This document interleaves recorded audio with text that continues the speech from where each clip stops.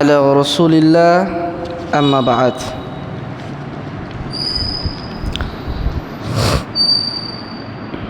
আমরা প্রশংসা জ্ঞাপন করছি মহান আল্লাহ সুবহানাহু ওয়া তাআলার জন্য, যে আল্লাহ সুবহানাহু ওয়া তাআলা অসংখ্য অগণিত মানুষদের মধ্য থেকে কিছু মানুষকে আল্লাহর ঘর মসজিদে দিনী মজলিসে তালিমি বৈঠকে উপস্থিত হওয়ার তৌফিক দান করছেন। সে রব্বুল আলামিনের নিকটে শুকরিয়া জ্ঞাপন করছি। সকলে বলি আলহামদুলিল্লাহ। দরুদ পাঠ করতেছি সে নবীর প্রতি, যার রেখে যাওয়া রীতিনীতি আদর্শ মুক্তির একমাত্র পথ, একমাত্র অবলম্বন সে নবীর প্রতি এবং তার সহোদরবৃন্দ সাহাবায়ে কেরাম রাদিয়াল্লাহু তাআলা আনহুমের প্রতি দরুদ ও সালাম পেশ করছি। সকলে বলি সাল্লাল্লাহু আলাইহি ওয়াসাল্লাম। আল্লাহুম্মা সাল্লি ওয়া সাল্লিম। আম্মা বাদ। সম্মানিত হাজরিন, সম্মানিত উপস্থিতি, রাসূলুল্লাহ সাল্লাল্লাহু আলাইহি ওয়াসাল্লাম একদিন এক মজলিসে বসেছিলেন। তিনি তার সামনে বসা সাহাবীদের উদ্দেশ্যে প্রশ্ন ছুড়ে দিলেন। প্রশ্ন ছুড়ে দিয়ে তিনি বলছেন, আচ্ছা বলো তো, তোমাদের কাছে কার ইমান সবচেয়ে বেশি বিস্ময়কর? তখন সাহাবা কেরাম তারা বললেন যে নবীদের ইমান আমাদের কাছে বেশি বিস্ময়কর। তখন রাসূলুল্লাহ সাল্লাল্লাহু আলাইহি সাল্লাম বলছেন যে নবীদের আল্লাহর সাথে তাদের যোগাযোগ আছে, আল্লাহ তাদের সাথে কথা বলেন, তাদের কাছে ওহী আসে। আল্লাহকে অবিশ্বাস করার মতো তাদের কাছে কি কোনো কারণ ছিল যে তারা অবিশ্বাস করবে? আমার কাছে তো তাদের ঈমান বিস্ময়কর মনে হয় না, কারণ তাদের কাছে ওহী আসে, তারা আল্লাহর উপর বিশ্বাস স্থাপন করবে, তাওহীদের উপর বিশ্বাস স্থাপন করবে। এটাই তো স্বাভাবিক, কারণ স্বয়ং আল্লাহর পক্ষ থেকে তাদেরকে মনোনীত করা হয়েছে এবং তাদের উপরে আল্লাহর ওহী নাজিল হয়। তাহলে তারা কেন অবিশ্বাস করবে আল্লাহকে? আবার জিজ্ঞাসা করছেন, আবার বলো, ভেবে চিনতে বলো, কাদের ঈমান বেশি বিস্ময়কর লাগে? তখন সাহাবীদের মধ্য থেকে একদল সাহাবী বলে উঠলেন, হে আল্লাহর রাসূল, আপনার ঈমান আমাদের কাছে সবচেয়ে বেশি বিস্ময়কর মনে হয়।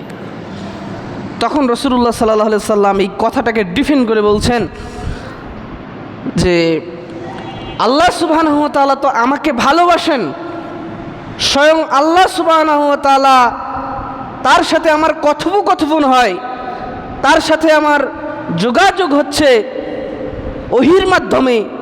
ওই আল্লাহ সুবহানাহু ওয়া তাআলা আমার উপরে ওহী নাজিল করেন। আমি মিরাজে গিয়েছি,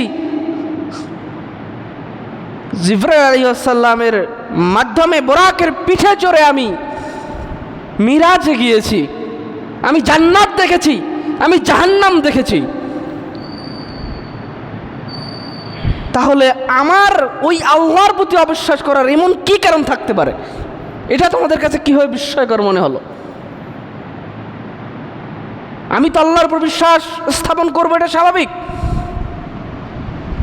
কারণ আমার উপর ওহী আসে, আমি জান্নাত দেখেছি, জাহান্নাম দেখেছি মিরাজে গিয়ে।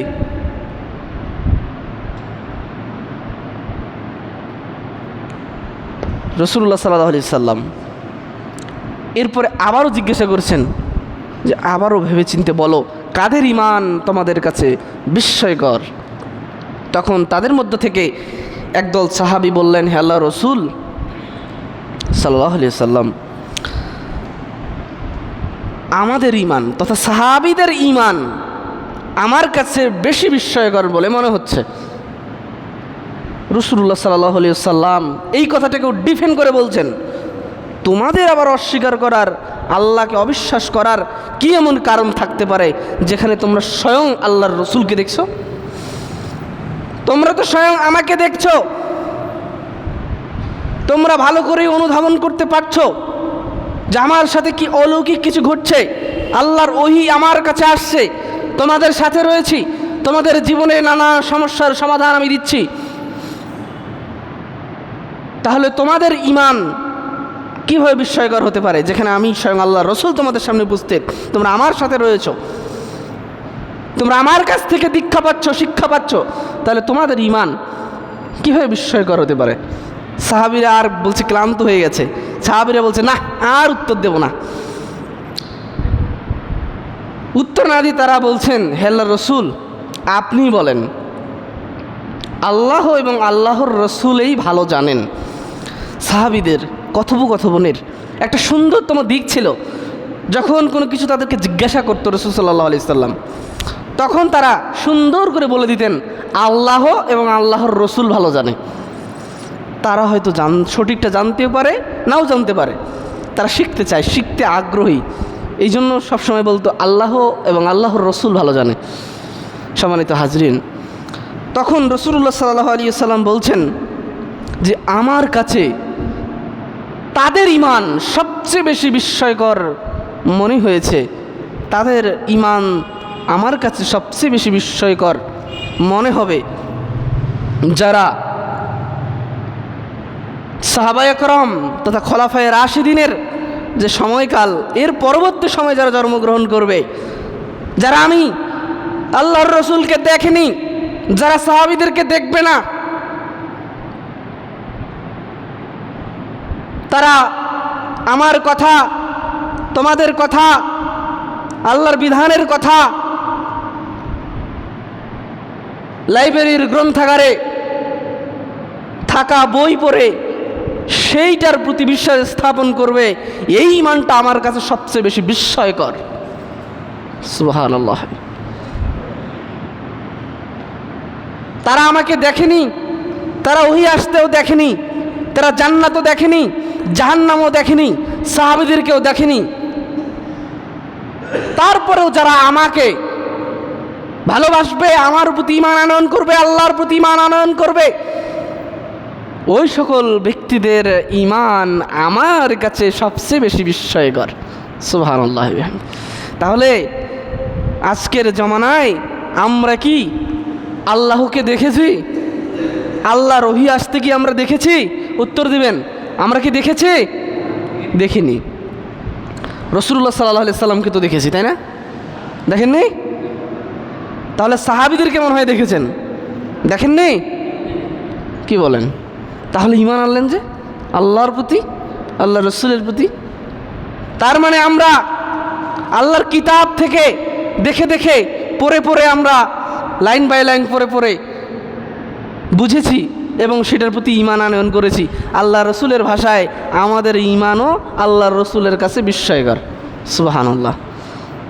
তাহলে যারা আমরা ঈমানদারের দাবিদার, মুসলিম দাবিদার, আমাদেরকে কতটুকু নিজের আমলিয়াতের ব্যাপারে, আকীদা মানহাজের ব্যাপারে কতটুকু সতর্ক এবং বিনয়ী হওয়া উচিত, কতটুকু মনোযোগী হওয়া উচিত, একবার ভেবে দেখেন। আপনার ঈমান আল্লাহ রসুলের কাছে বিস্ময়কর। সম্মানিত হাজরিন, সম্মানিত উপস্থিতি, এই জন্য আমরা আমাদের ঈমানের আমলের পরিচর্যা করব। ঈমান ও আমলের পরিচর্যা করতে হয়। আমরা শুধু বলে দিলাম যে আমি মুসলিম, ব্যাস এতটুকুই মুসলিম হওয়ার জন্য যথেষ্ট নয়। আমরা বললাম যে আমরা আল্লাহর প্রতি বিশ্বাস স্থাপন করেছি এবং আমরা বিশ্বাস করি আল্লাহ তাআলা রিজিক দাতা, পালনকর্তা, তিনি আমাদের খাওয়ান পরান সব কিছুর মালিক তিনি। এই বিশ্বাসটুকু, শুধুমাত্র এই বিশ্বাসটুকু স্থাপন করাই ইমানদার হওয়ার জন্য যথেষ্ট নয়। এই জাতীয় বিশ্বাসকে তাওহীদে রুবুবিয়্যাত বলা হয়। তথা আল্লাহ যে সৃষ্টিকর্তা, রেজেকদাতা, পালনকর্তা, এই বিশ্বাস স্থাপন করাকে বলা হয় তাওহীদে রুবুবিয়্যাত। তাওহীদ তিন প্রকার। এক হচ্ছে তাওহীদে রুবুবিয়্যাত, দুই হচ্ছে তাওহীদে আসমা ওয়া সিফাত, তিন হচ্ছে তাওহীদে উলুহিয়াত বা তাওহীদে ইবাদত। এই তিন প্রকার তাওহীদ। আর আমরা শুধুমাত্র তাওহীদে রুবুবিয়্যাতের প্রতি পূর্ণাঙ্গ আস্থা রাখি, আর তাওহীদে উলুহিয়াতের ব্যাপারে আমরা গাফেল। জেনে অবাক হবেন, আবু জাহেলও কিন্তু তাওহীদে রুবুবিয়্যাতের প্রতি বিশ্বাস স্থাপন করত। আবু জাহেলে মনে করত আল্লাহ খাওয়ান, আল্লাহ পরান, আল্লাহ রিজিকদাতা, পালনকর্তা। কিন্তু তিনি এইটা মানতেন না যে আল্লাহর গোলামি করতে হবে, আল্লাহর দাসত্ব করতে হবে, তার ইবাদত করতে হবে, এইটা মানতেন না। তথা তাওহীদে উলুহিয়াত মানতেন না বা এইটার প্রতি আমল করতেন না। বর্তমান সময়ে আমরাও দাবিদার, ইমানদারের দাবিদার। কেন? আমরা আল্লাহকে বিশ্বাস করি, তিনি আমাদেরকে রিজিক দিচ্ছেন, খাওয়াচ্ছেন, তিনি পৃথিবীর সৃষ্টিকর্তা, পালনকর্তা। ব্যাস এতটুকুই বলে আমরা ক্ষান্ত, এবং এতটুকুর প্রতি বিশ্বাস ও আমল রেখেই আমরা বলি যে হ্যাঁ আমরা ইমানদার। কিন্তু তাওহীদে উলুহিয়াত এইটার প্রতি আমল আমরা করি না। আর যদি এটার প্রতি আমরা আমল দীর্ঘদিন না করি, তাহলে মূলত এইটার প্রতি অবিশ্বাস করার বিষয়টি প্রকাশ পায়। সুতরাং আমরা আমাদের ঈমান ও আমালের পরিচর্যা করব ইনশাআল্লাহ। আল্লাহ সুবহানাহু ওয়া তাআলা আমাদেরকে তৌফিক দান করুন, আমিন। সম্মানিত হাজরিন, সম্মানিত উপস্থিতি,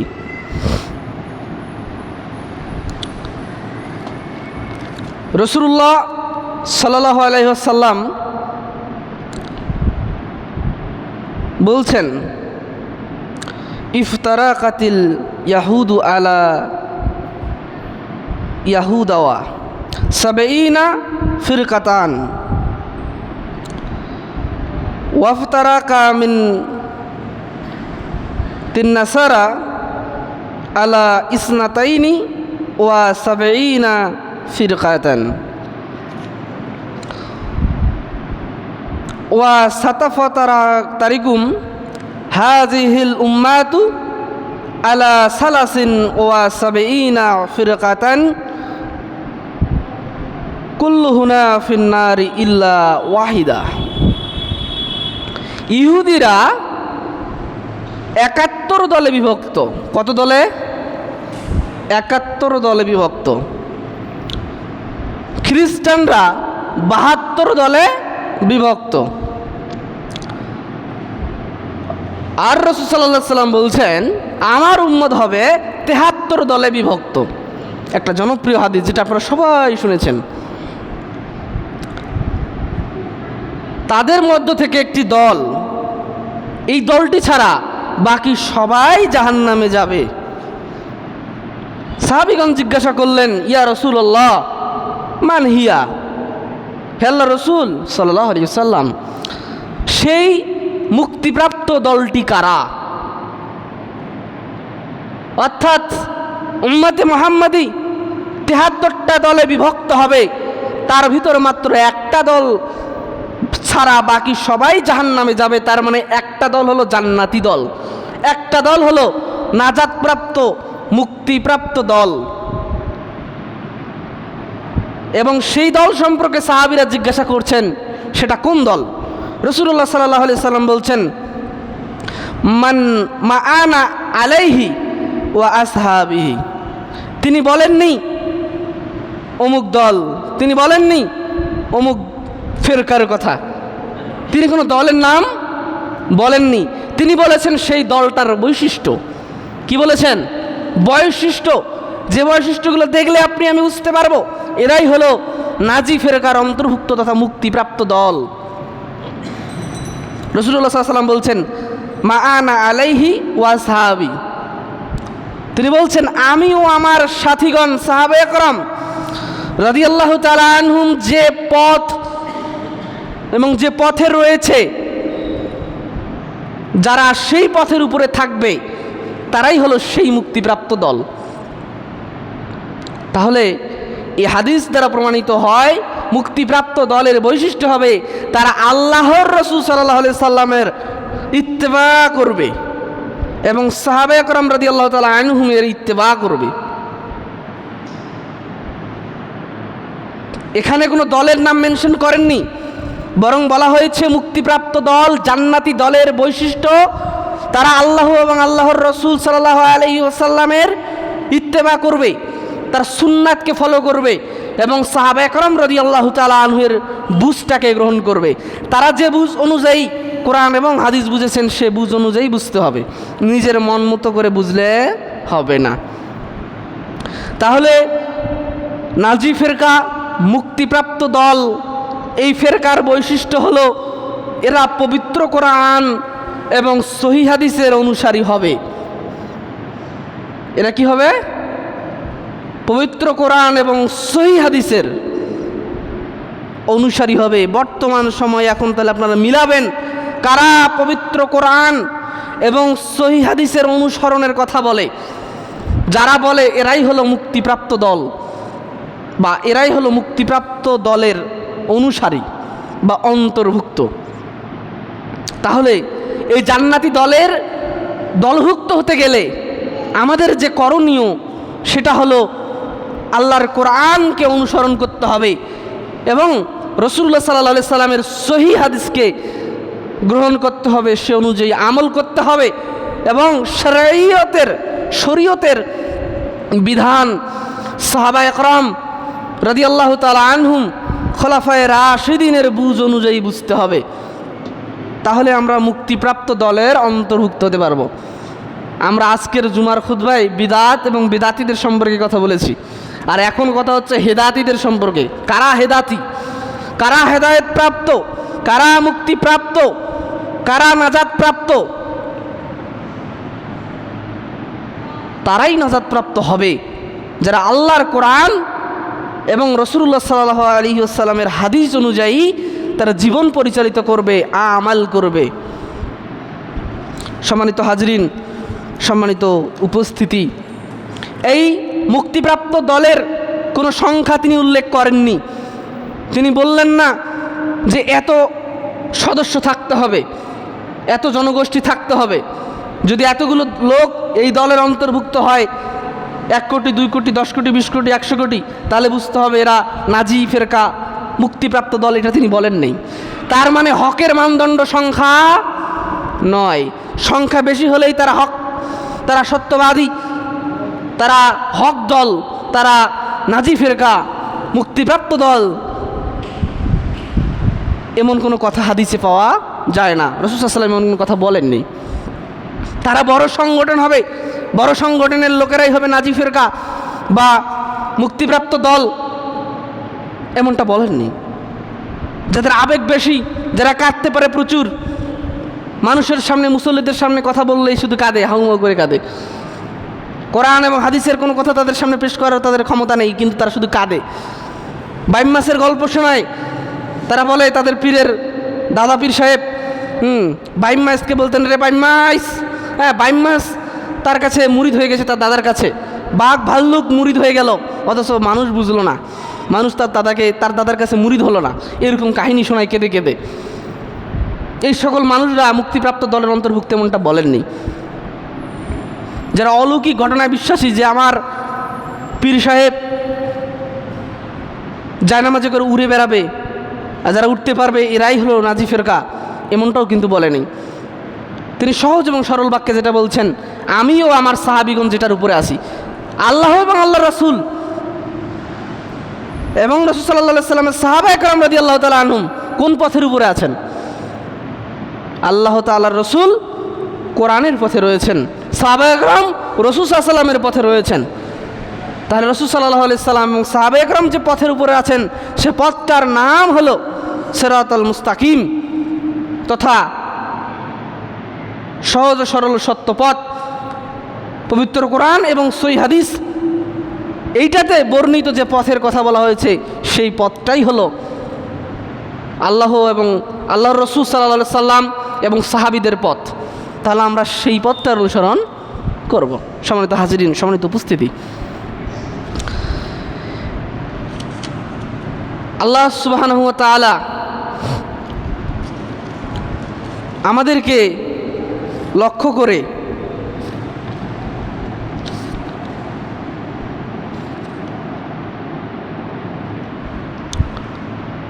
যে বিধিবিধান বিধিবদ্ধ করেছেন এবং রাসূলুল্লাহ সাল্লাল্লাহু আলাইহি সাল্লামের যে বিধানটা আমরা পেয়েছি, তথা কিতাবুল্লাহ আর রাসূল সাল্লাল্লাহু আলাইহি সাল্লামের সুন্নাত, এই দুইটা পথ, এই দুইটা জিনিসকে যদি আমরা মারির দাঁত দিয়ে যদি আঁকড়ে ধরে থাকতে পারি, তাহলেই আমরা মুক্তিপ্রাপ্ত হতে পারব। রাসূলুল্লাহ সাল্লাল্লাহু আলাইহি সাল্লাম বলছেন, আমার পরে এমন একটা জামানা আসবে যে জামানার মধ্যে অসংখ্য ফিতনা আর অসংখ্য দলের আবির্ভাব ঘটবে। আর এই অসংখ্য দলাদলি, এই অসংখ্য ফিতনার মধ্যে যারা আল্লাহর কোরআন এবং রাসূলুল্লাহ সাল্লাল্লাহু আলাইহি সাল্লামের হাদিস তথা সুন্নাতকে আঁকড়ে ধরে থাকবে, তারাই নাজাত প্রাপ্ত হবে, তারাই এই ফিতনা থেকে বেঁচে যাবে। তাহলে আজকের সমাজে দেখেন, নানান মানুষ নানান দলে উপদলে বিভক্ত। মুসলমানদের ভিতরে কত দল, দলের ভিতরেও আবারও বহু দল। এত ফিতনা আর এত কিছুর মাঝে আমাদেরকে মারের দাঁত দিয়ে কোরআন এবং রাসূলুল্লাহ সাল্লাল্লাহু আলাইহি সাল্লামের হাদিসটাকে আঁকড়ে ধরে থাকতে হবে। সম্মানিত হাজরিন, সম্মানিত উপস্থিতি, আর এই নাজিপ্রাপ্ত তথা মুক্তিপ্রাপ্ত দলের সম্পর্কে উলামায়ে একরাম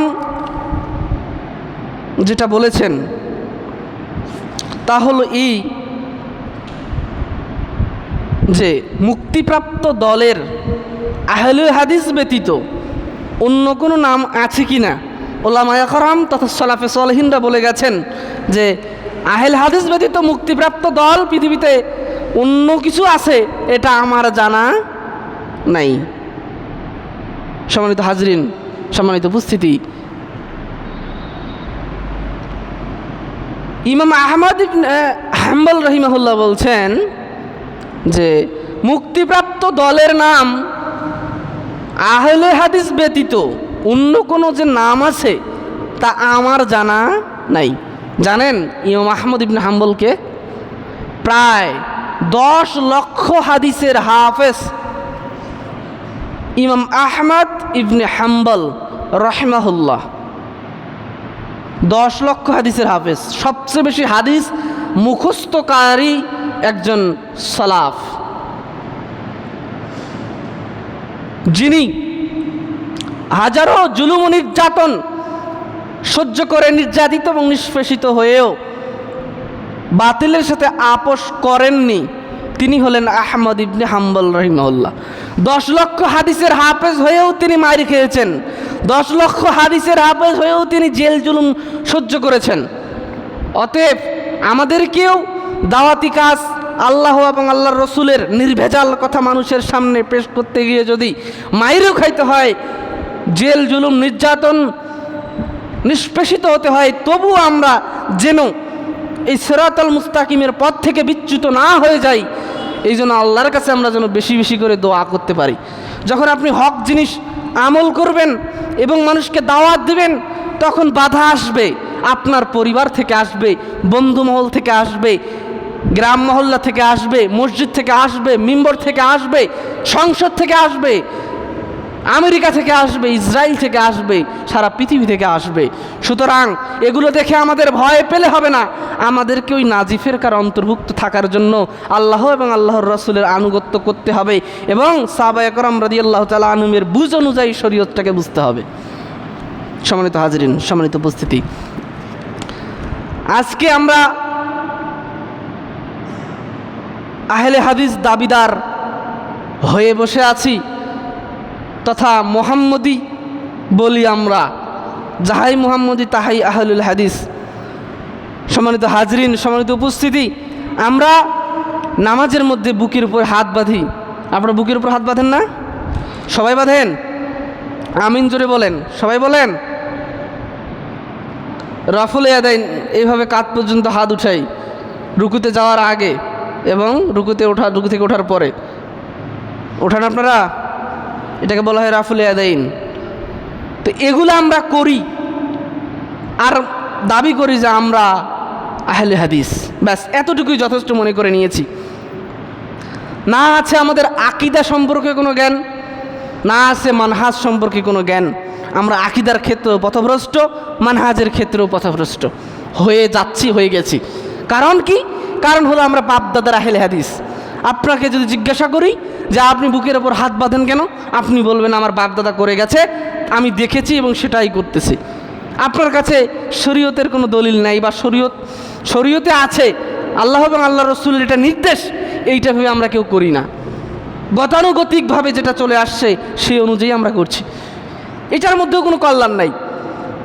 যদি আমরা সুন্নাত না মনে করি, যদি আমরা রাসূলুল্লাহ সাল্লাল্লাহু আলাইহি সাল্লামের দলিলের আলোকে এটা না মনে করি, ব্যাস এমনি বাপদাদা করে গেছে, এভাবে যদি আমরা এই আমলগুলো করেও যাই, তাহলেও এটার মাধ্যমে কোনো কল্যাণ পাওয়া যাবে না। সম্মানিত হাজরিন, আমাদের মধ্যেও আকীদার ঘাটতি। আচ্ছা, আপনাদেরকে যদি জিজ্ঞাসা করি যে আল্লাহ তাআলা কোথায় আছেন, আপনারা বলতে পারবেন আল্লাহ তাআলা কোথায় আছেন? বলেন তো কোথায় আছে? আরশের উপরে? হ্যাঁ,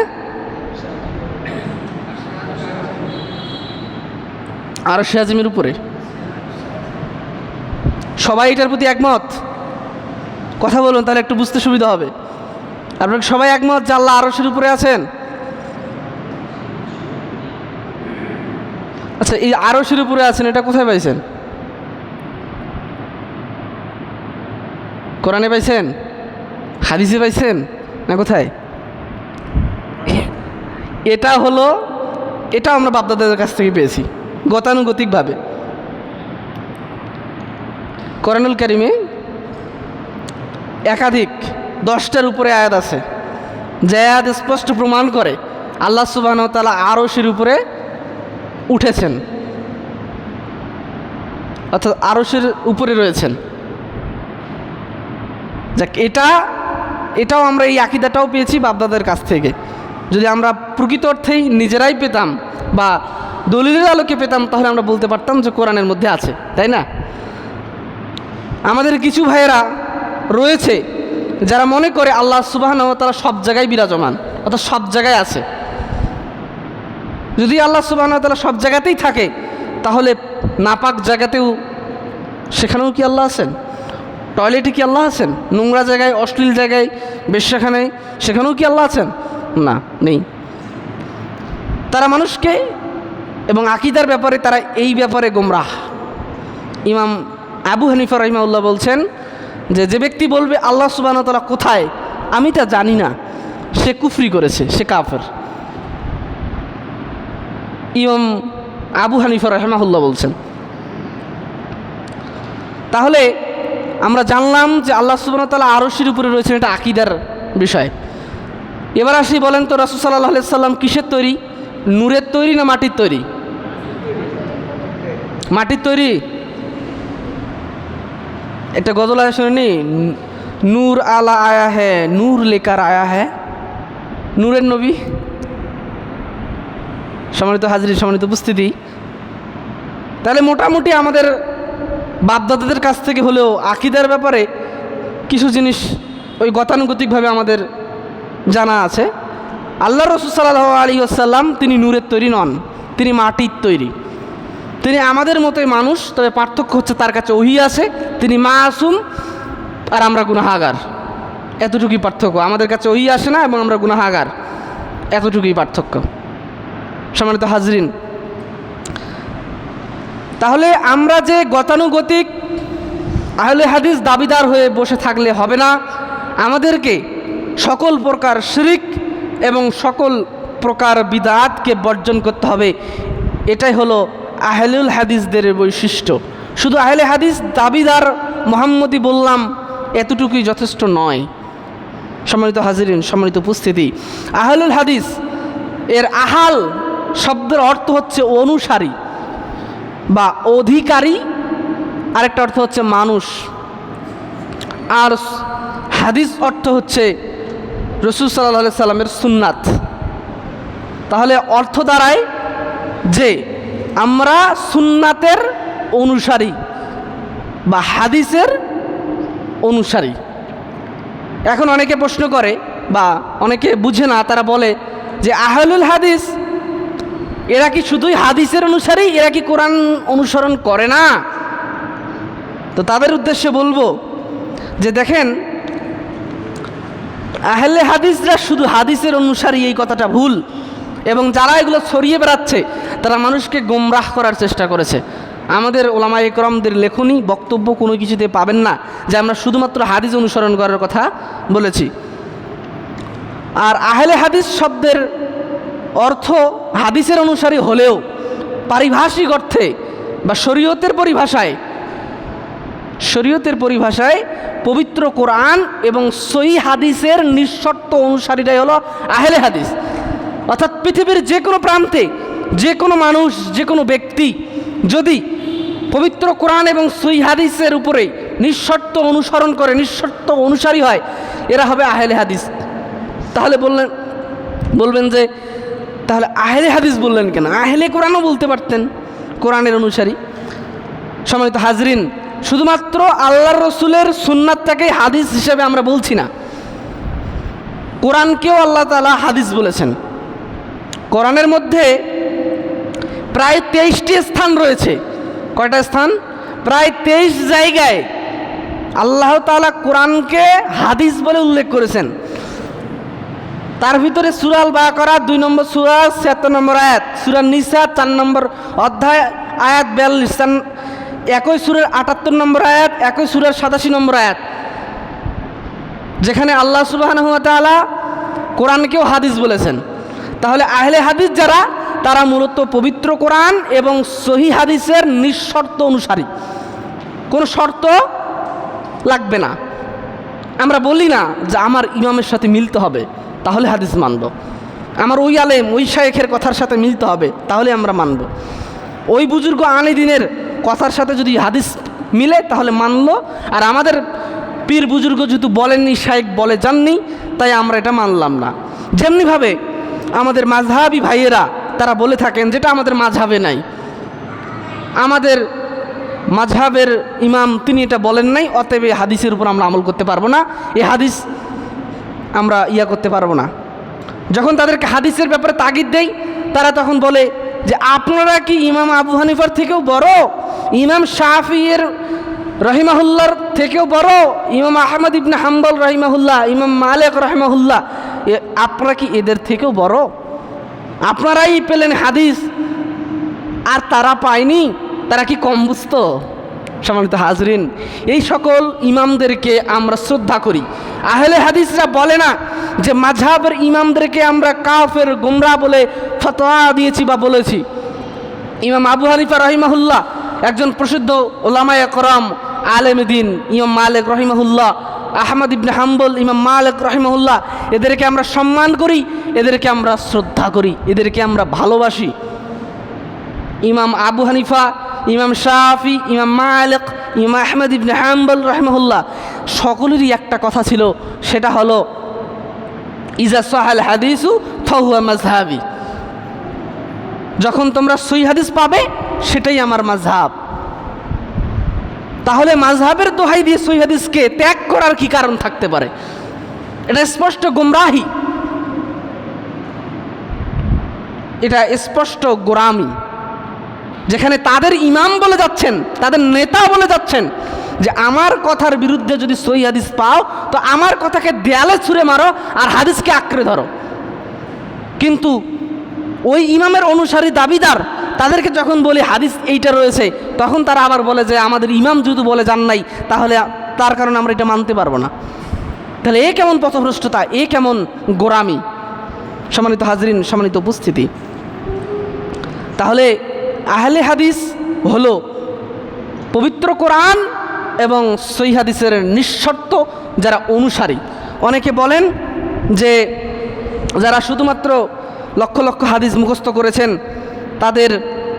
তাদেরকেই আহলে হাদিস, তারাই শুধু আহলে হাদিস, এমনটা নয়। তারা মানুষকে গোমরাহ করার জন্য এই কথাগুলো প্রচার করে বেড়াচ্ছে। সম্মানিত হাজরিন, যারা লক্ষ লক্ষ হাদিস অর্থাৎ মুহাদ্দিস হাদিস মুখস্থ করেছেন তারা আহলে হাদিস, এবং যারা হাদিসের প্রতি ভালোবাসা স্থাপন করে এবং হাদিসের উপরে আমলের প্রতি সচেষ্ট থাকে তারাও আহলুল হাদিস। সুতরাং শুধুমাত্র ইমামগণ আহলে হাদিস, মুহাদ্দিসগণ আহলে হাদিস, আর সাধারণ মানুষ আহলে হাদিস হতে পারবে না এমন যারা কথা বলে তারা স্পষ্ট গোমরাহ ছড়াচ্ছে। তারা মানুষকে পথভ্রষ্ট করার এবং বিভ্রান্ত করার সর্বাত্মক প্রচেষ্টা চালাচ্ছে। সম্মানিত হাজরিন, সম্মানিত উপস্থিতি, আমাদেরকে রাসূলুল্লাহ সাল্লাল্লাহু আলাইহি ওয়াসাল্লামের ইত্তেবা করতে হবে।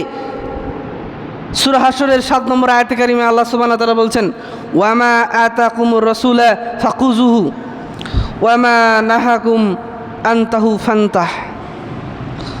রাসূল তোমাদেরকে যা দেন তোমরা তা গ্রহণ করো, আর যা থেকে নিষেধ করেন তা থেকে তোমরা বিরত থাকো। সম্মানিত হাজরিন, আমাদেরকে আল্লাহর রসুলের পূর্ণাঙ্গ অনুসরণ করতে হবে। আল্লাহ এবং আল্লাহর রসুলের পূর্ণাঙ্গ অনুসরণ করতে গেলে আমাদেরকে অবশ্যই কোরআন এবং রাসূল সাল্লাল্লাহু আলাইহি সাল্লামের সহিহ হাদিস অনুযায়ী আমল করতে হবে। যদি আমরা পবিত্র কোরআন এবং সহিহ হাদিস অনুযায়ী আমল না করি তাহলে আমরা পথভ্রষ্ট হয়ে যাব। এবং মুমিনের বৈশিষ্ট্য হচ্ছে আল্লাহর রসুল যা দিবেন তথা তার আদেশ সেটা আমাদেরকে মানতে হবে। রাসূল সাল্লাল্লাহু আলাইহি সাল্লামের সুন্নাত কোনটা? রাসূল সাল্লাল্লাহু আলাইহি সাল্লাম যেটা আদেশ করে গেছেন এবং তিনি যা করে গেছেন কিন্তু আদেশ করেননি, শোনেন, যা আদেশ করেছেন সেটা সুন্নাত, করেছেন নিজে করেছেন কিন্তু করে কাউকে বলেননি যে তোমরা এটা করো, কিন্তু রাসূল সাল্লাল্লাহু আলাইহি সাল্লাম করেছেন, ওটাও সুন্নাত। তিনি আদেশও করেননি, নিজেও স্বয়ং করেননি, কিন্তু সাহাবীরা করেছিলেন। সাহাবীদেরকে অনুমোদন মুখে স্বীকৃতভাবে দিয়েছিলেন কিংবা মৌন থেকে চুপ করে থেকে অনুমতি দিয়েছিলেন। এই সকল কিছুই হলো সুন্নাতের অন্তর্ভুক্ত। এই সব কিছুই কি সুন্নাতের অন্তর্ভুক্ত, এগুলো সব কিছু সুন্নাত। তাহলে আমাদের জীবনটা আমরা কীভাবে পরিচালিত করতেছি, কিভাবে আমরা নিজের জীবন যাপন করছি, সেটা যদি আমরা হাদিস অনুযায়ী মিলিয়ে দেখি তাহলে আমরা বুঝতে পারবো আমরা কতটুকু হাদিস অনুযায়ী বা তথা হাদিসের অনুসরণ করতেছি। সম্মানিত হাজরিন, সম্মানিত উপস্থিতি, আজকে এক শ্রেণীর ব্যক্তিরা বের হয়েছে, তারা আহলে কোরআন দাবিদার। আমরা যেমন আহলে হাদিস বলি, তারা বলে আহলে কোরআন তথা কোরআনের অনুসারী। তারা বলে আমরা শুধু কোরআন মানি, হাদিসের দরকার নাই। এরা পথভ্রষ্ট। আজকের জুমার খুতবায় সামান্য টাচ দিয়েছিলাম হিজবুত তাওহীদ সম্পর্কে। হিজবুত তাওহীদ ঢাকা থেকে শুরু করে গোটা বাংলাদেশে এত জোরালোভাবে কার্যক্রম চালাচ্ছেন। যত মিডিয়া, হলুদ সাংবাদিকতা, সেকুলার সাংবাদিকতা রয়েছে, এরা এই হিজবুত তাওহীদকে প্রমোট করছে, মানুষের সামনে উপস্থাপন করছে। তাদের প্রোগ্রামে গিয়ে মানুষ গোমরাহ হয়ে যাচ্ছে, তাদের প্রোগ্রামে গিয়ে মানুষ পথভ্রষ্ট হয়ে যাচ্ছে, জাহান্নামী হয়ে যাচ্ছে। আল্লাহ এবং আল্লাহর রসুলের আনুগত্য তারা করছে না। যারা মূলত কোরআনের অনুসারী তারা কখনোই বলতে পারে না আমরা রাসূল সাল্লাল্লাহু আলাইহি ওয়াসাল্লামকে মানি না, রসুলের হাদিস আমরা মানি না, তারা বলতে পারে না। কারণ কোরআনের একাধিক জায়গায় বলা হয়েছে, ইয়া আইয়ুহাল্লাযীনা আমানু আতিউল্লাহ ওয়া আতিউর রাসূল, তোমরা আল্লাহর আনুগত্য করো এবং রাসূল সাল্লাল্লাহু আলাইহি ওয়াসাল্লামের অনুসরণ করো। রাসূল সাল্লাল্লাহু আলাইহি ওয়াসাল্লামের অনুসরণ করা, আনুগত্য করা ফরজে আইন। সূরা নিসার 4 নম্বর সূরার 80 নম্বর আয়াতে আল্লাহ সুবহানাহু ওয়া তাআলা বলছেন, মান ইউতিউর রাসূলা ফাকাদ আতা আল্লাহ, যে আল্লাহর রসুলের আনুগত্য করলো সে আল্লাহর ওই আনুগত্য করলো। তার মানে আল্লাহর আনুগত্য করতে গেলে আল্লাহর রসুলের আনুগত্য করতে হবে। সুতরাং রাসূল সাল্লাল্লাহু আলাইহি সাল্লামকে মাইনাস করে দিয়ে আপনি আল্লাহর আনুগত্য বান্দা হতে পারবেন না। এই যে নব উদ্ভাবিত ফিতনা আহলে কোরআন, এই আহলে কোরআন দাবিদাররা মানুষকে এমনভাবে পথভ্রষ্ট করে দিচ্ছে যে চিন্তাও করতে পারবেন না। আপনাদের জেলাতে ঠাকুরগাঁয়েতে রানী সংকইলেও তাদের অসংখ্য কর্মী রয়েছে যারা কাজ করে যাচ্ছে, মানুষকে বোঝাচ্ছে তোমাদের হাদিস মানার দরকার নাই, কোরআন শুধু মানো, শুধু কোরআন মানো। সম্মানিত হাজরিন, সম্মানিত উপস্থিতি, অথচ রাসূল সাল্লাল্লাহু আলাইহি সাল্লামের ইত্তেবা করতে হবে। রাসূল সাল্লাল্লাহু আলাইহি সাল্লামের ইত্তেবা ব্যতীত নাজাতের কোনো পথ নাই, নাজাতের কোনো পথ আমাদের সামনে খালি নেই। সম্মানিত হাজরিন, সম্মানিত উপস্থিতি, আহলে হাদিস সম্পর্কে উলামায়ে কেরাম সালাফে সালেহিনরা বলছেন, ইজা রাআইতা রাজুলাম মিন আসহাবিল হাদিস ফাকা আন্নামা রাআইতা রাজুলাম মিন আসহাবিন নবী সাল্লাল্লাহু আলাইহি ওয়াসাল্লাম। সালাফে সালেহিনরা বলছেন, তুমি যখন কোনো আহলে হাদিসের কোনো ব্যক্তিকে দেখবে, আহলে হাদিস কারা? যারা পবিত্র কোরআন এবং সহিহ হাদিস অনুযায়ী আমল করে, তার আপাতমস্তক তার শরীরে এবং তার পারিবারিক জীবনে, রাষ্ট্রীয় জীবনে, সব ক্ষেত্রে সে আল্লাহ এবং আল্লাহর রাসূলের অনুসরণ করবে, আনুগত্য করবে। রাসূল সাল্লাল্লাহু আলাইহি ওয়াসাল্লাম যেভাবে জীবনযাপন করেছেন সেভাবে জীবনযাপন করবে।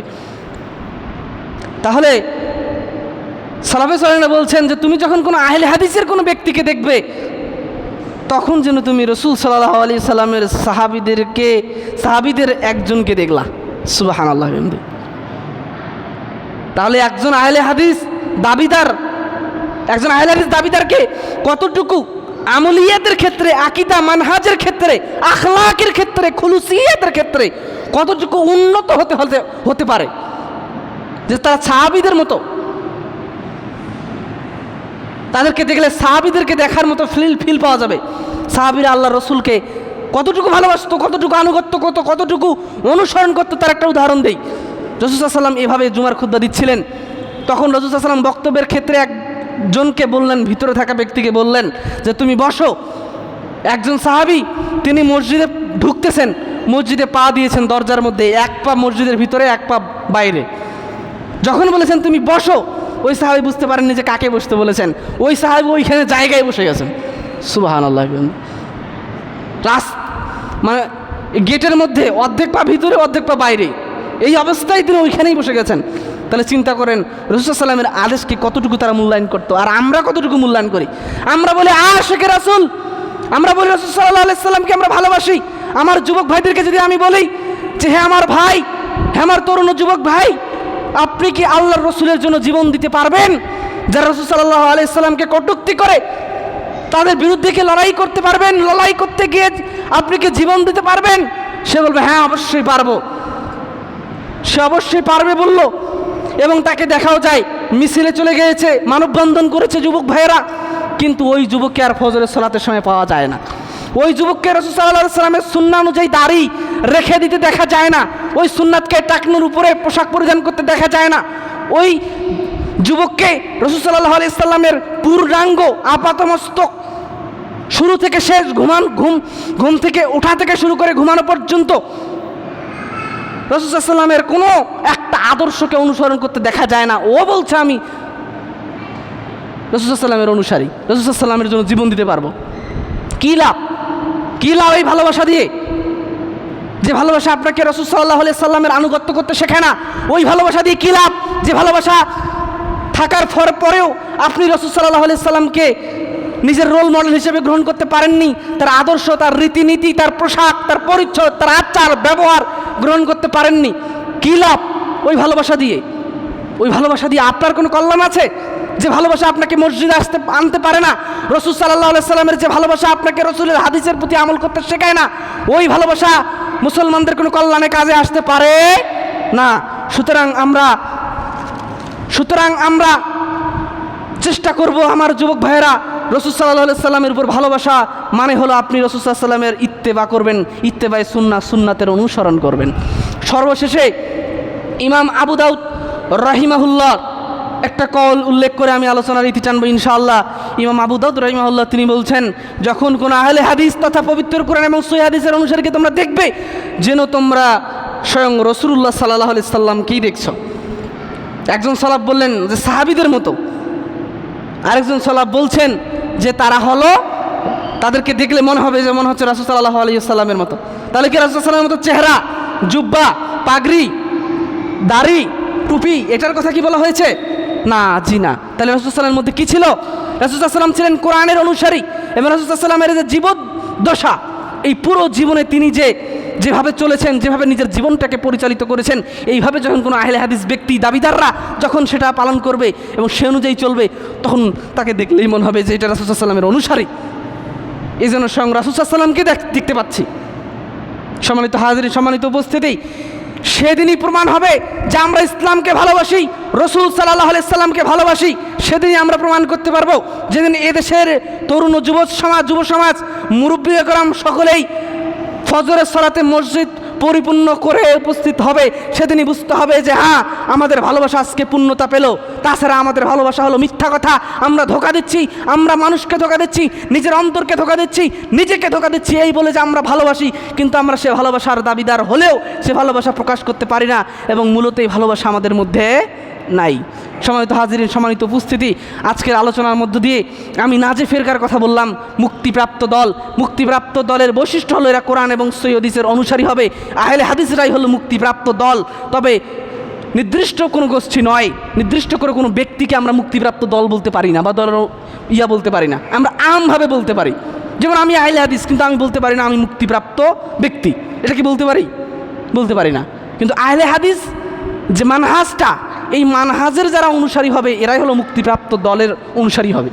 সুতরাং আমরা চেষ্টা করব পবিত্র কোরআন এবং সহিহ হাদিসের আলোকে অনুসরণের মাধ্যমে আহলে হাদিস হওয়ার। নিজের মুখে দাবিদার আহলে হাদিস হয়ে লাভ নাই। বর্তমান সময়ে আহলে হাদিসদের অনেক যুবকদের মধ্যে কত যে ভ্রান্ত, কত যে বিভ্রান্তি, কত যে গোমরা ঢুকে গেছে চিন্তাও করতে পারবেন না। অনেকে খারেজি হয়ে গেছে, অনেকে বিভিন্ন মানহাজকে ফলো করছে, ইখওয়ানি হয়ে গেছে, সুরুরি হয়ে গেছে, আরও কত কিছু হয়ে গেছে। আর আরেকটা ফিতনা আবির্ভূত হয়েছে। আহলে হাদিসের যারা মুরব্বী ওলামা একরাম, যারা 90-এর দশক থেকে শুরু করে নিজের জানমাল সব কিছু বিলিয়ে দিয়ে আহলে হাদিস মানহাজকে প্রতিষ্ঠিত মানুষের নিকটে প্রচার করার লক্ষ্যে সারা জীবন কাজ করে গেছে, তাদেরকে এক শ্রেণীর লোকেরা উদ্ভব ঘটেছে যারা মূলত বাতিলদের এজেন্ট হিসেবে কাজ করছে। তারা বলছে যে আমাদের মুরব্বী আলেমরাই নাকি পথভ্রষ্ট, আমাদের মুরব্বী আলেমরাই নাকি প্রকৃত আহলে হাদিস না। প্রফেসর ডক্টর মোহাম্মদ আসাদুল্লাহ গালিব হাফিজাহুল্লাহ তিনি নাকি ইখওয়ানি, তার আকিদা সঠিক নয়, তিনি সালাফি আকিদা লালন করেন না, তিনি নাকি ভ্রষ্ট আকিদায় চলে গেছেন, ইখওয়ানি আকিদা লালন করেন, সুরুরি আকিদা লালন করেন।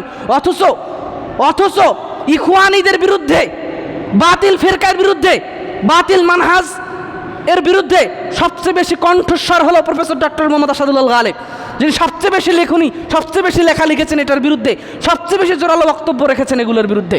অতএব প্রফেসর ডক্টর আসাদুল্লাহ গালিব, আমাদের মুরব্বী ওলামা একরামরা, তারা আহলে হাদিস, তারা কোনো সুরুরি নয়, তারা ইখওয়ানি নয়, বরং এদেরই বিরুদ্ধাচরণ করার প্রথম কাতারে রয়েছে এই শ্রেণীর আলেমরা। এক শ্রেণীর মানুষ বলছেন প্রফেসর ডক্টর মোহাম্মদ আসাদুল্লাহ গালিব, শেখ আব্দুর রাজ্জাক বিন ইউসুফ হাফিজাহুল্লাহ, শেখ মতিউর রহমান মাদানী হাফিজাহুল্লাহ, এরা আহলে হাদিস নন। এদের প্রতি ভালোবাসা রাখা যাবে না। মানুষকে পথভ্রষ্ট গুমরা করার যে কত পদ্ধতি বের করতেছে, আল্লাহ আমাদের ক্ষমা করুন। হে আমার তরুণ ও যুবক ভাইয়েরা, আপনাদের কাছে একটি দাওয়া, সেটা হলো পবিত্র কোরআন এবং সহিহ হাদিসের অনুযায়ী আপনারা চলবেন। ইনশাআল্লাহ আল্লাহ সুবহানাহু ওয়া তাআলা আমাদের সকলকে কবুল করে নিন। হে আল্লাহ, হে আমাদের প্রতিপালক, তুমি আমাদেরকে কবুল করে নাও মাবুদ। হে রব্বুল আলামিন, তুমি আজকের এই তালিমি বৈঠকের কর্তৃপক্ষ যারা আয়োজন করেছেন, আদ-দাওয়া ইসলামী সমাজ কল্যাণ পরিষদের যে সকল ভাই ও বৃন্দ রয়েছেন, যারা শ্রম দিচ্ছেন, সময় দিচ্ছেন, তাদের খেদমতগুলো আপনি কবুল করে নিন। সকলে বলেন আমিন। হে আল্লাহ, হে আমাদের প্রতিপালক, আপনি